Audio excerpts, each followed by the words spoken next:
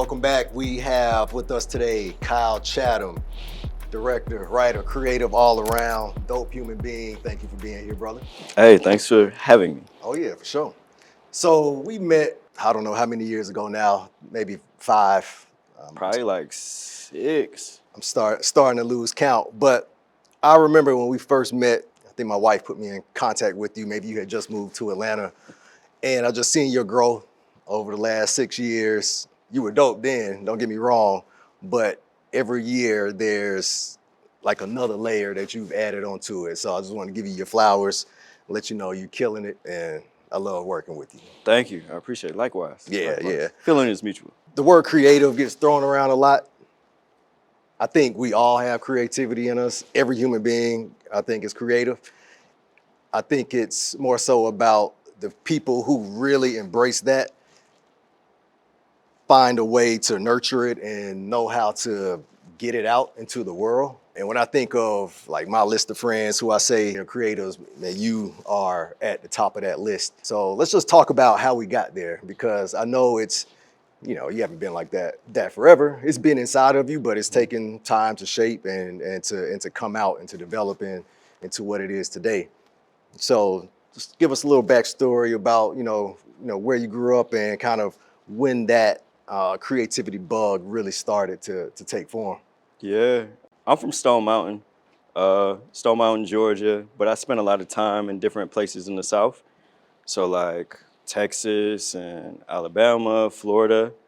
But I started drawing from a young age. Like I used to sell Dragon Ball Z drawings for ice cream money in elementary school, right? Acted in like little plays. We had to like design our own costumes. But as I got a little older, I kind of fell out of that world and just got involved in different things, right? Like dating and like just hanging out, whatever. And so it wasn't really until around college when I really tapped back in fully and just decided that I was going to commit to being an artist, and that's what I was going to do. So a lot of stuff changed for me around like 2012, 2013. It's like I started growing my hair out because I was like, man, I don't care what people think, how I look. I stopped smoking.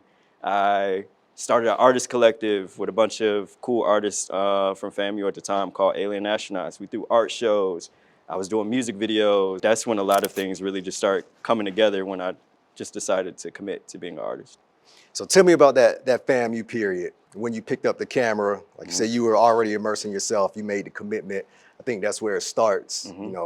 Somebody makes a decision and says, "This is what I'm going to do," and I make it happen. Yeah. And so obviously you started doing, certain things in college when it comes to filmmaking.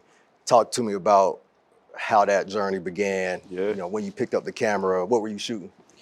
Okay, so I got to give the backstory, right? So I used to dabble with cameras, but I wasn't really like, I'd have these little rinky-dink cameras just for fun.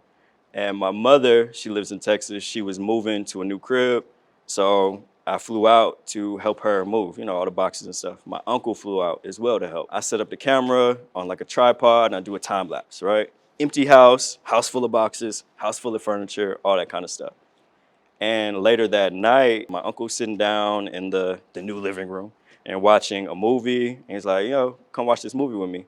And I'm a little late on the movie, but he's giving me the backstory, telling me about the characters and all that. And it's The Godfather, right? And I'm like really getting into it. I'm like, oh, this is the greatest shit ever. Like, oh, man.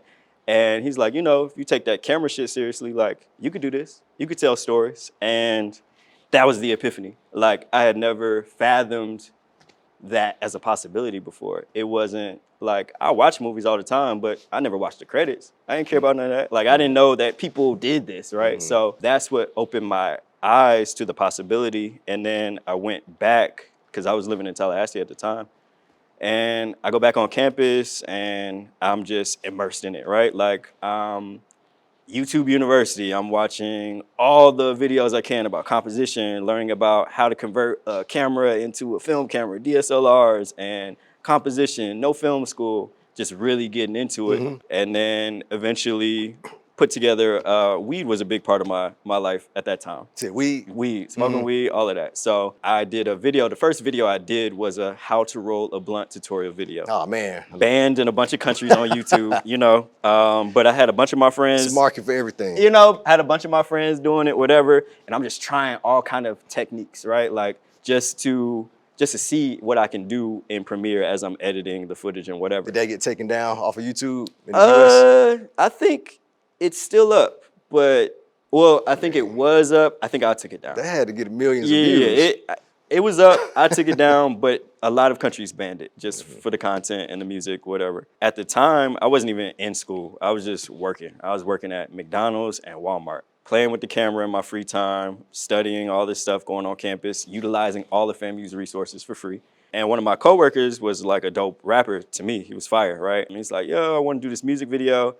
And I really just took it on. Like I'm doing all this research about like this backstory that I've created for this song. And we shoot the music video. The cameraman, AKA Mr. Chattam, producer, director. Prince of all sayings, no relation to your Prince of Peace. For 2,377 days, I've been killing beats. 6 years, 6 months, 6 days, I became a beast and sold my soul to El Diablo. Yeah, for dirt cheap, gave him correct change as he bound me in the chains and gave me everything I needed to enhance my nigga reign. I spit high fire, blood type propane, getting motherfuckers hooked like they trying cocaine. I ended up doing like 3 music videos for him and some of his homies for free.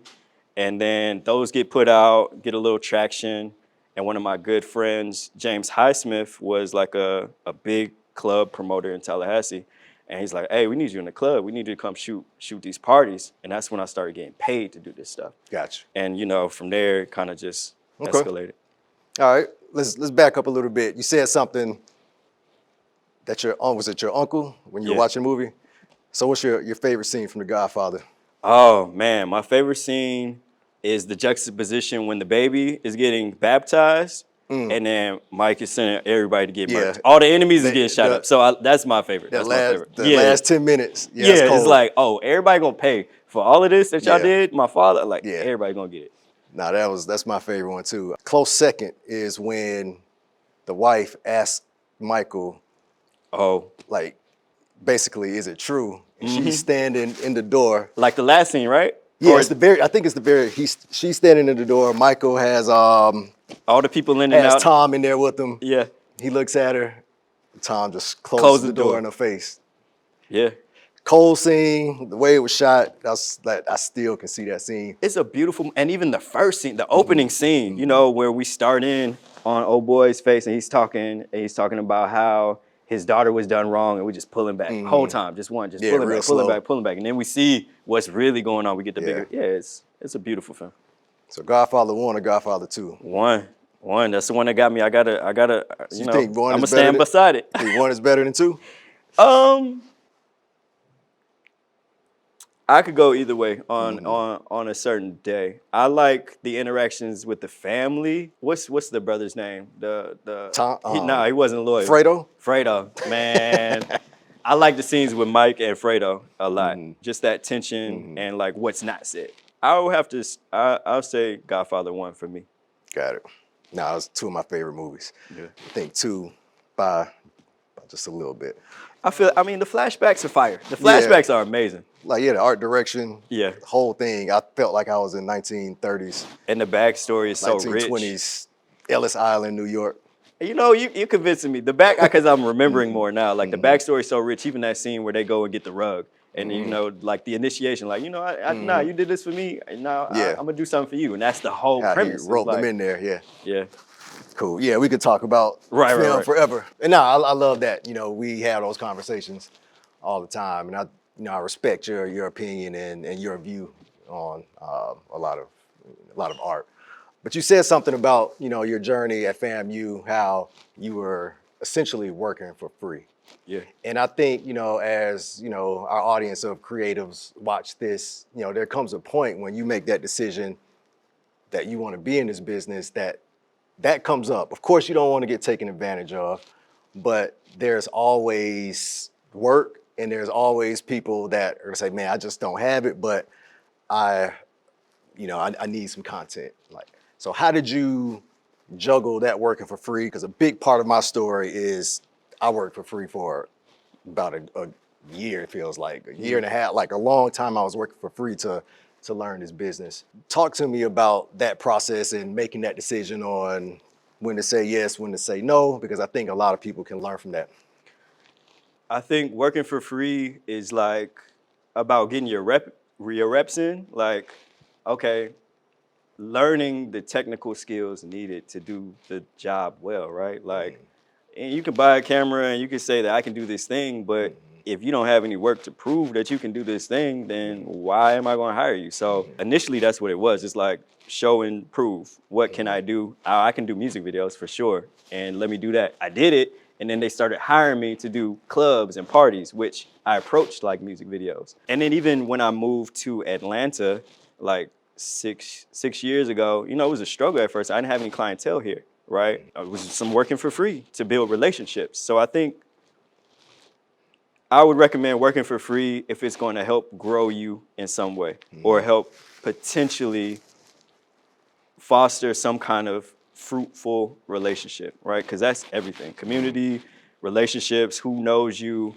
how well y'all work together, that's everything. It's not just about the money too, it's about like set life, right? Like set life is a thing and we want to have a good time. Like we want to have a good time, we want to enjoy who we work with. We're going to have long days, challenging situations constantly are happening. So are you cool to be around, first and foremost? So working for free, I know there's a lot of like know your worth and all that. Yeah, definitely know your worth, but you got to earn your worth.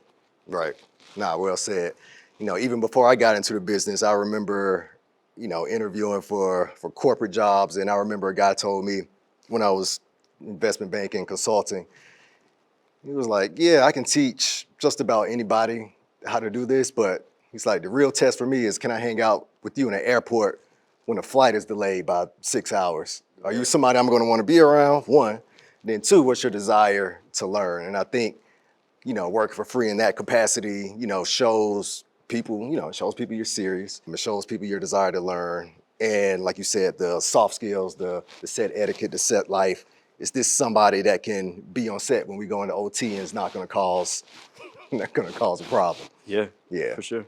So when you were doing, you know, the music videos, you said you started doing, you know, club videos. I think there is, you know, there was like a style, you know, we think about, go back to the, you know, mid 2000s and things moved a little slower in terms of the way, you know, people shot and the style of shooting. Talk to me about your approach to entering into something that a lot of people were doing, people thought was a success, but you kind of came in and I think me knowing your style disrupted kind of the way those things were done.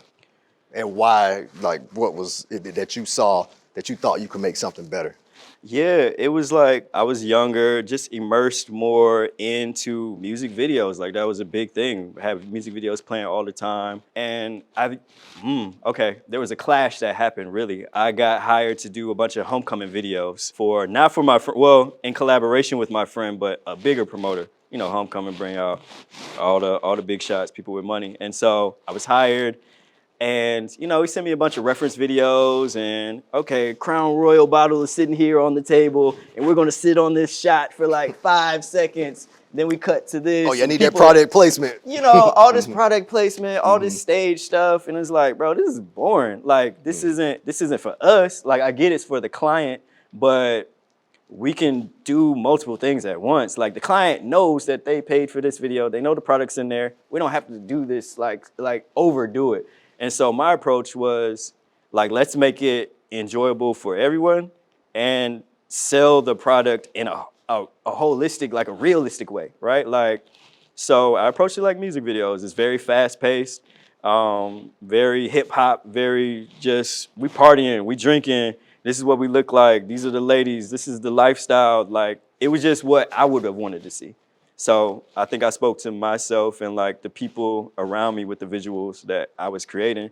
And then there was the clash because I was starting to deal with like more corporate clients. So there was a clash. There was a minute where, man, I was at a standstill with this guy because it was like he wasn't trying to pay me because the videos weren't really in alignment with what this was. And I'm like, okay, well, I can make these adjustments for you, but this is what I'm putting out, and we'll see what happens, right? Like, and so the traction that my videos got, and then, after that, like, that's all you see now. You don't see any more of what used to be. Like, this is all you see. So I honestly think we kind of like set that tone and established that. So obviously there's a balance that has to be taken with clients. These are big brands you work with.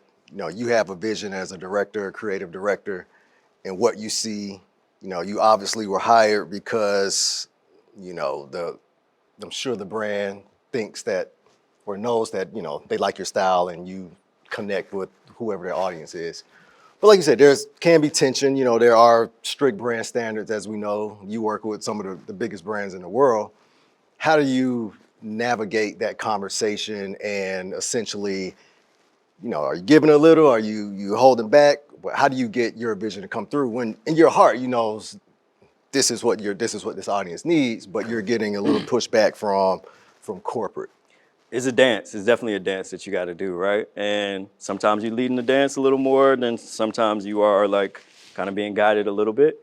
Communication is everything, right? So communicating like or reminding people sometimes like, well, this is why you guys hired me for my type of vision, what I bring to the table. Also, I recognize like what you're saying. And these are the reasons why I think we should do it this way. So I direct, shoot, edit, all of these things. A lot of the people that I'm communicating with don't do those things. They might make a suggestion because they honestly think that that's the best suggestion. And I can consider it and take that into like, I'm looking at all the notes on Frame.io and okay, cool, this makes sense. This doesn't make sense because, well, it's just a matter of communicating why it doesn't make sense, why you chose to do it this way, why you think this should proceed in this way. And a lot of times they get it. Or, sometimes it's just a matter of, well, they really want it like this. I'll just give it to them. I'll give you exactly what you're looking for, what you want. And a lot of times there is backtrack. Sometimes it's like, actually, let's go back to the way it was. And, that is what it is. But it's definitely a dance that has to happen because at the end of the day, this isn't mine. This is their project. This is their baby. This is what their vision is overall. And I'm just grateful to be entrusted with your story, So there's a humbleness that has to be there as well, especially when you edit. Editing is like very humbling, right? Like, because you are, in fact, like the third storyteller, essentially. That's how I view it anyway. You got your writer, your director, and your editor.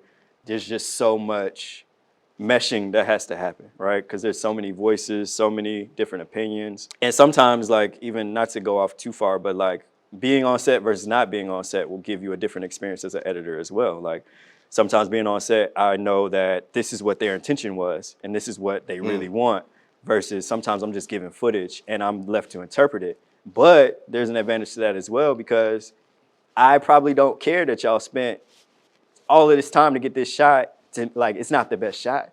And I'm removed enough from the project to tell you that honestly. So just communicating, just honest communication. Let's talk about balance for a little bit and balance from the perspective of your niche. So I know you wear a lot of hats. I know you, like you said, you direct, you edit. Man, I even see you acting now, so that's something else. So you're all over the place, in a good way. It's like you're doing what you want to do, and I know you have some, narrative projects you're working on. You work corporate, you work live event. It's like, man, you like the James Brown of this thing. You like, hardest working man, every position. So where do you find the balance? When do you say no? Because obviously, I'm sure there's a vision you have of where you want to take the career. But like I said, you're working with brands, like. Where is your sweet spot and can they all coexist? A lot of times you hear people say, well, really you can only concentrate and really do one thing really, really well. I see you doing several things really, really well. So you are doing something that's, ensuring you're like at the top in every discipline. So talk to me about balance and how you're able to pull that off. And if you kind of see yourself kind of leaning more into like one of those disciplines. The balance to me, because film is collaborative the vast majority of times, right? I had to wear a lot of hats out of necessity to start. But in doing that, it sharpened my understanding of all of these different fields. So it's like someone who may have studied directing and only studied directing is a particular type of director potentially, right? Whereas, you know, I can talk to camera. I can talk to actors. I've done some acting now. I know what we need for post. Like I know that we don't have the story yet. And we gotta make sure that we get this angle. We gotta make sure that, oh, we didn't get a shot of this. So I feel like I have a pretty broad view of the bigger picture. And so because of that, it's a little easier for me to fill in what's needed. I like going on sets to just random people's, not random people's, but the homie sets. And I can just float around. Like, all right, I might be standing by the director and just whisper something in their ear. Or I might just pick up the slate and I'm second AC for the day because I know how to do that and that's what they needed. So, but also I've been doing this for a while now, right? So just spending enough time studying and doing the work is vital, is everything. So talk to me about how you approach projects. You can choose whether it's brand work or something that's, you know, is requiring some writing. But what's your overall process of approaching a project? So first step for me is to just receive as much information as possible. Who's the target audience? What is this for? What are we looking to accomplish? What is the story we're trying to tell? What are the goals for this project? Where is it going to exist? Do you have references to I want to just, what do you want? The client, whoever is bringing me this, what is it that you want? I'm trying to take in as much as possible. I got my notebook, I'm taking notes during the call and all of that. And then I'll just sit with that. And depending on what it is, like it could be like a music video or music piece. Well, I'll give you 2 examples. So I directed this piece called Blackadelic for this artist named Ekio. And the producer, Aaron Washington, brought me on because we worked together before. And she sent me the song, and it's nothing that I've ever heard before, right? Yeah. It's like a doo-wop, but also he's rapping, and then there's parts where he's just emoting, just raw emotion. And I had never heard anything like this, and that excited me because I like to do different things that'll challenge me. And like you said, I do a lot. So what really gets me going is something I haven't done or something I know is going to push me in a different way. And so I'm just sitting, put the song on repeat, listening. And then eventually visions start coming to me. I'm like, I need a big field, like a cornfield. I need a long sidewalk. Just what I needed for the visuals to come together just came to me the more and more I listened to the song. We hop on a call with artists. I'm pitching my ideas. We collaborate back and forth, and then we make it happen, right? Tell me something. You want it all. You want my money. You want my money. I can have my life. You want my freedom. I tried to break it off. I tried to shake it off. But I'm turning the same.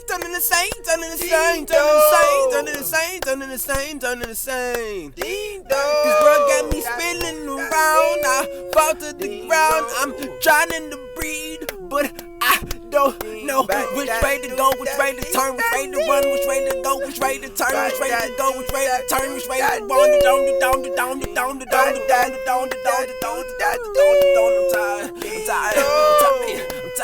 I'm tired of being sick and tired. When I saw that, I remember you sent that to me. It was such a departure from Everything else I've seen you do. You talked about what you said you needed. You know, you said you needed a feel like a cornfield, and you know, it's a shot. He's out there in the lake. Yeah. And I'm gonna get kind of ethereal for a second. It's almost like a higher power sometimes drops these ideas. I strongly believe that, you know, you say what you want, you know, you want to do. If it's really in alignment with who you are and what you want, that's like the first job, and that spark gets dropped in and you're able to complete that mission. You can call it from God or universe, whatever you want to call it. But I think that creative spark like comes from another place. And you said that you listen to the song on repeat over and over. Is that something similar? Is that something like, do you get still for these visions and these creative ideas to come through you? Or is it something else? I think so, to a certain extent. Like putting that song on repeat can almost serve as like a trance. I guess, if that's, the way. I started to pull out different parts of this that I hadn't heard before, make different connections because I'm just sitting with this for so long.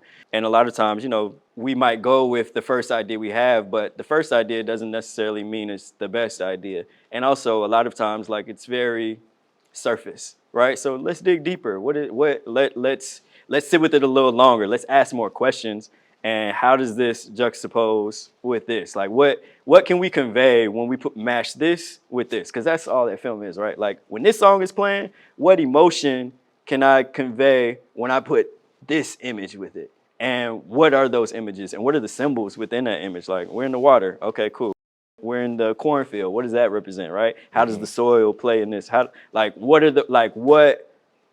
What message am I really able to portray for whoever's looking for it? Because, there's levels to everything, right? Like, one of my favorite rappers is Lupe Fiasco. Lupe Fiasco, Kendrick, some of my favorite rappers, right? Because the layers. So a song from Kendrick Lamar, Pull Up, Drank, Headshot, Drank, very surface level, that's a party song. You listen to it, this is a song about alcoholism. If you listen to it a little further, you know what I'm saying? So it's like, how do I reach these people, but also how do I reach the people that are looking for a little more, that thrive off of more, that are challenged and need more. Like, so I think it's definitely downloads, as you were talking, like just sitting with it. The way that I envision the universe works is like, I view God as like the ultimate mathematician, right? So like constantly balancing the formula out. Let's say that you want to produce this show with creatives. I want to talk about my creative process. The more people we can involve in what you want, the easier it is for this equation to get done. So it's like, how do I involve multiple people? Is this pure of intention and thought? And then those downloads come and it just flows easily because this is the way. This is that force that's connecting all of us to help us accomplish what we're setting out to do. Yeah, no, you said something like I really also agree with, like getting in that flow state.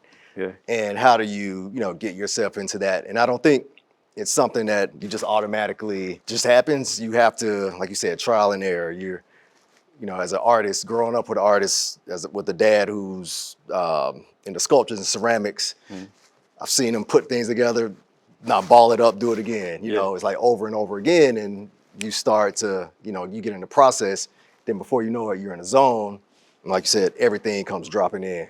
The zone, oh man, the zone is such a beautiful place to be in, whether that's directing or whether that's editing. Man, one of my ex-girlfriends I used to live with should tell you, I would, like, when I got in the zone, time just passed. Like, I'd look up and 12 hours has gone by. I finished the project, but 12 hours has gone by. She just knew I was alive because the way I'm talking to myself, oh man, I killed that shit. You know what I'm saying? Right. Hyping myself up. But yeah, it's just that's one of the best experiences. It's so pure. It's so pure creatively. And I know anytime that I tap into that place, that the people are going to receive it. Like, it's going to be felt. The message I wanted to convey will be conveyed. It'll reach who it needs to. Anytime I get that feeling, I'm certain. So staying there, like, what projects have you worked on? Like, you give me your, like, maybe top 2 or 3 where you felt like you were able to truly get into that space. Because sometimes you may be working with a brand and you're not able to really go all the way there. I think, some brand work that I've seen where the directors have that creative control and the brand gives them leeway to get there, those are always the best ads.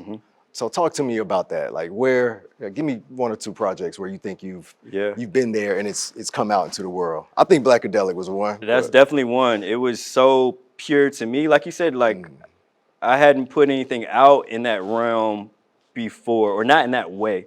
And I think that was definitely an example of me tapping in. But another one, I direct like docu-series type stuff. So like I worked with an organization called National Bailout. I love when clients give me creative control because they trust me in the process and the vision, right?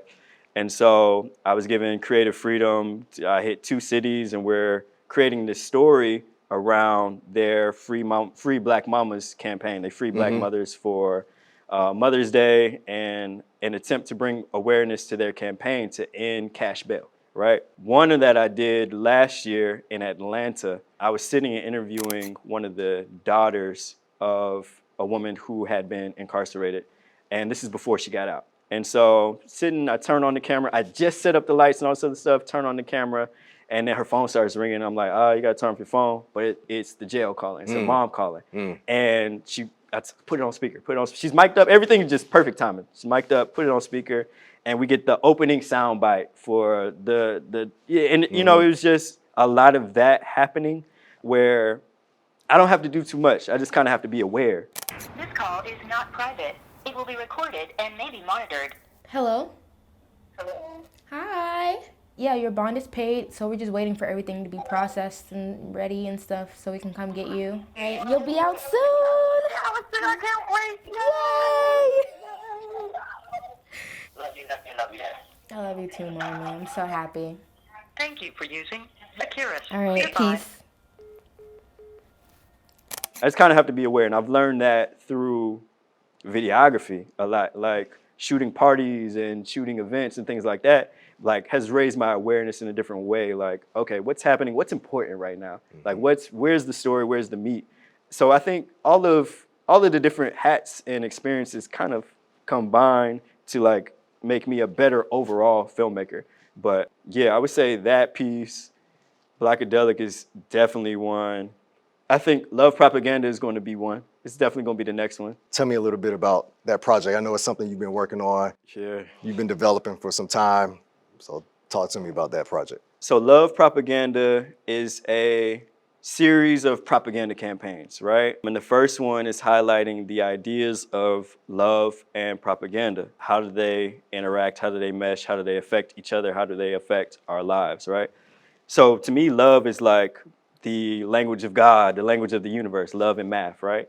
And propaganda would be like the most efficient means of mass communication, right? And so what does that look like? What is Disney showing us all of these princesses? How does that affect the way that we consume and view love? How does sitcoms affect us in that way? The media that we are taking in, how does propaganda overall affect how we view ourselves, right? And so like, especially now, so if ignorance is bliss, then what is the age of information?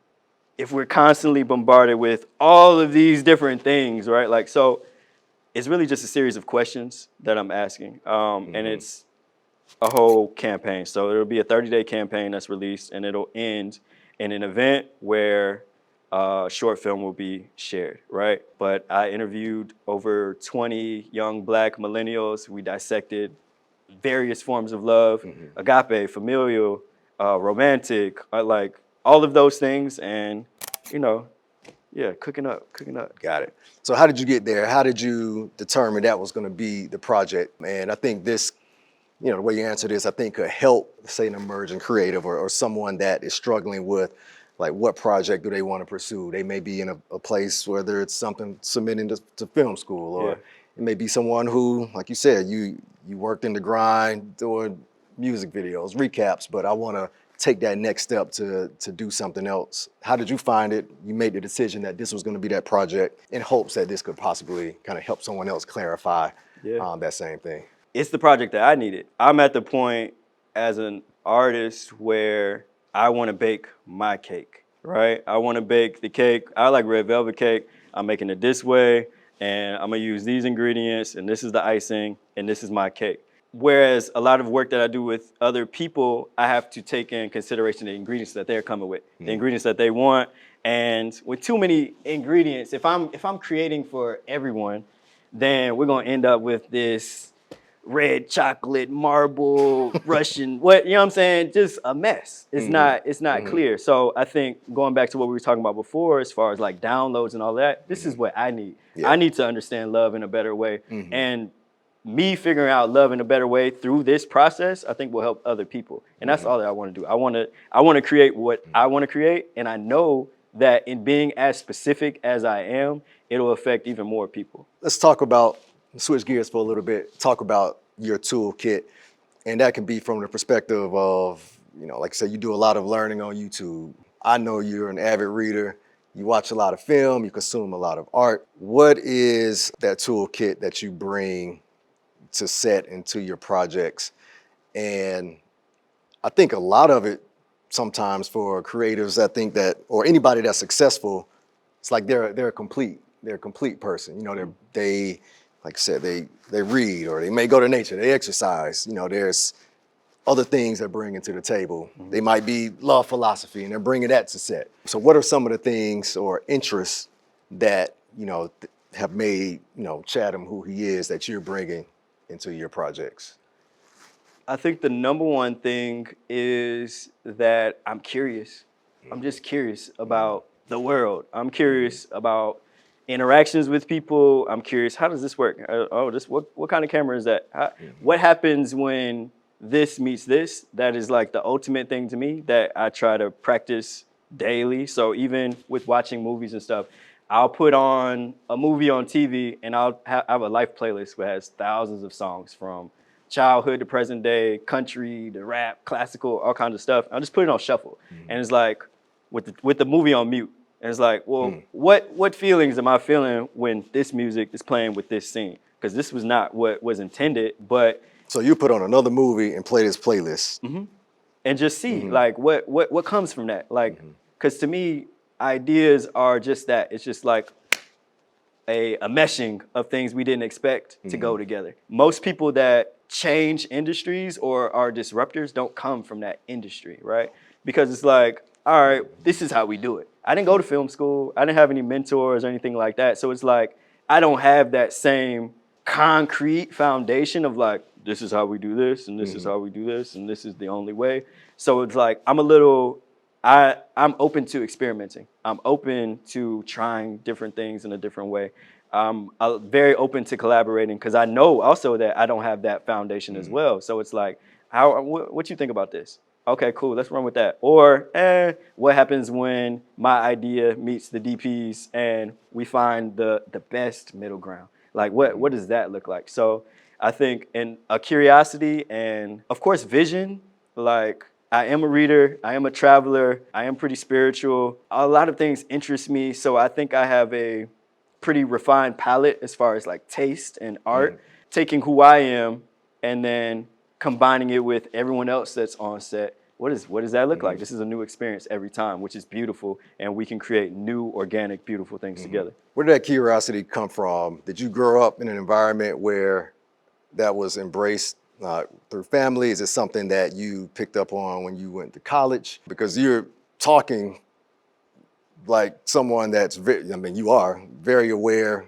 you're curious, you travel the world, having a global perspective, I think is key. It always has been, but today you have to have a global perspective on things, and I know you possess that. Is that something that just, you know, grew, or have you been exposed, you know, through your family or your mother, father coming up? I think it's a combination of all of that, right? Like family, of course. My dad retired from Delta, so I used to fly for free. So we go to Hawaii or Jamaica, got family wherever. So it's like that was the thing as far as opening up my mind. Also, like I always kind of walked to the beat of my own drum, and I didn't need confirmation from like other people that this was cool or this was okay. And so in doing that, I exposed myself or was exposed to a lot of different things that may not have been the norm, right? So it's like, oh, actually, we're listening to this music or we're watching this anime at this time, or we're watching these Shakespeare plays, or, you know what I'm saying? Just being exposed to a lot of stuff, and that grew my curiosity, and that grew my network, my community.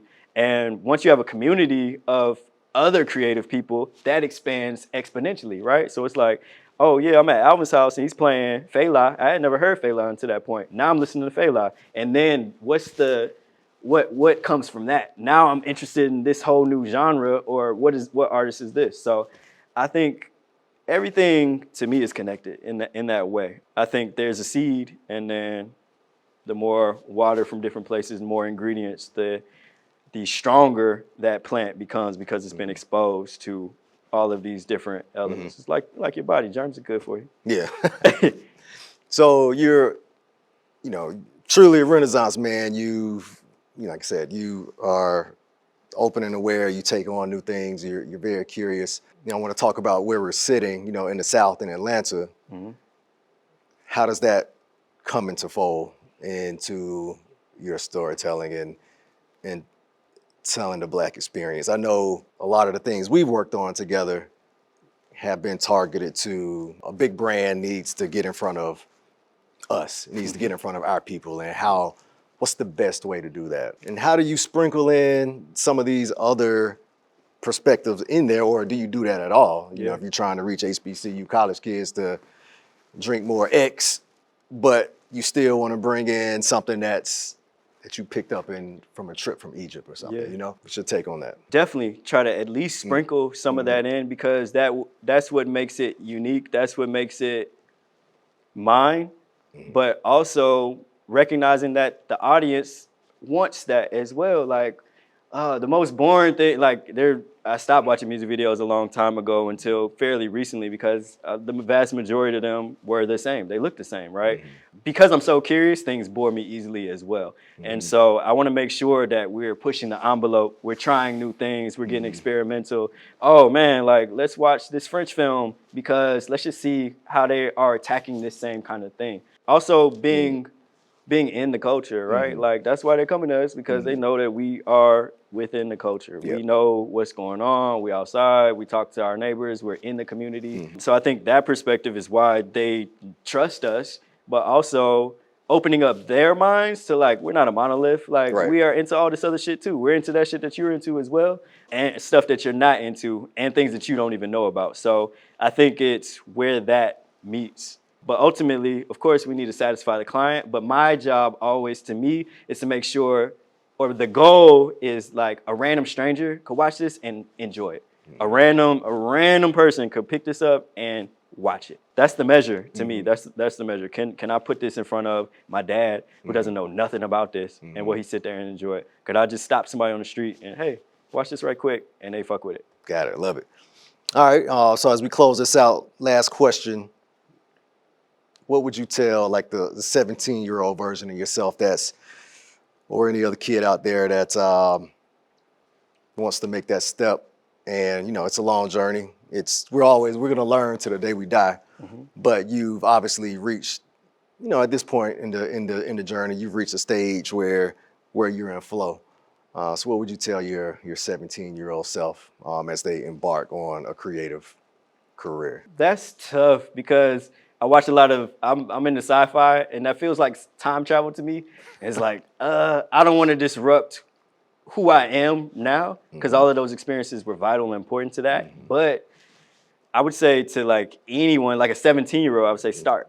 Like start. You know, they say the best time to plant a tree was 30 years ago. The second best time is now, right? So plant a tree and start, and just work with what you got. Just start. It'll happen. I remember when I first started, I was renting a camera from my homie for $10 a day to shoot those free music videos. So actually I was losing bread, right? So, you know what I'm saying? But it's like, I don't have a camera, I don't have anything.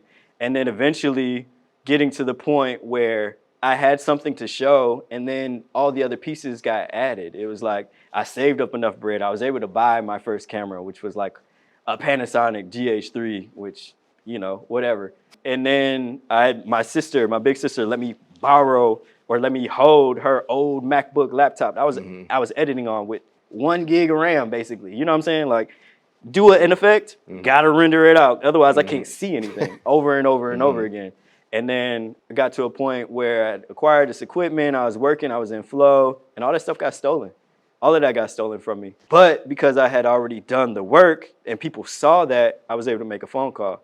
Hey, I need some help. If you can invest $2,000 in me, I can get the equipment I need to sustain myself and to make these plays and make these moves. So yeah, start with what you got. Start with the people around you. Build your community, but real relationships. I don't go to networking events to network. If I talk to somebody and we link and you feel like, you know, we can vibe out, cool, let's link, let's vibe. And then maybe we can benefit each other business-wise after the fact. But build organic relationships. Start and build real organic relationships. Care about the people around you. Take care of yourself. All that good shit. Have fun. Right. Have fun. Right. Yeah. I said that was the last question, but you said something that made me want to keep going. And I think it's just life. You said you got to this point and all of your shit was stolen. Yeah. And I think that happens a lot. You live long enough, there'll be a time when life just slaps you down and as we talk about pursuing this career in a creative space that's a untraditional career for the most part, it happens all the time. And I remember the first time it happened to me, it's, you broke, you don't have any money, how are you gonna pay this rent? You can't go back to mom and dad too many times.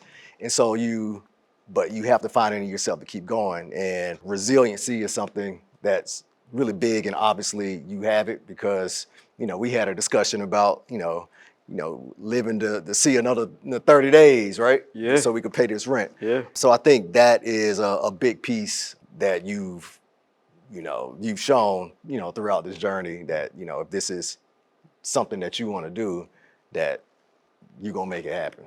I've been an entrepreneur for a long time, right? And so like rolling with the punches is just a part of it, right? You got to you got to be okay with not being okay to a certain extent. Like that story I told you about moving to Atlanta. I moved to Atlanta, I went broke moving to Atlanta.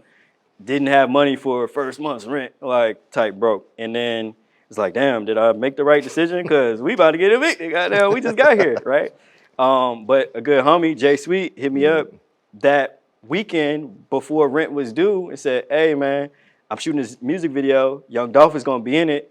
I could pay you the exact amount I needed for my rent. So then it was just confirmations, right? It's just like the setbacks will happen. It's just like if you can see them through, you will grow and reach the other side. Like the life that you want is on the other side of your fear, on the other side of the circumstances, And on that the other side of the discomfort. moment. Like just be present and walk through it. You have to experience it because that's gonna make you built for the next step. Because it's just gonna get more and more. Like, but you got to go through those steps to reach wherever it is that your destination is, or if your destination is to keep on growing, adventuring, whatever. Like, you got to go through that. So resiliency is everything. Roll with the punches, man. Be okay with not being okay, because you're always okay. You're always Right. good. We're always good. I ain't never not been good. I may have not felt that way or been worried, but always been good. We're here. We're here right now. We're here. Thanks for being here, brother. Congratulations on all your success. I appreciate you. I look forward to continuing to work with you. Hey, man, I love working with you. All right.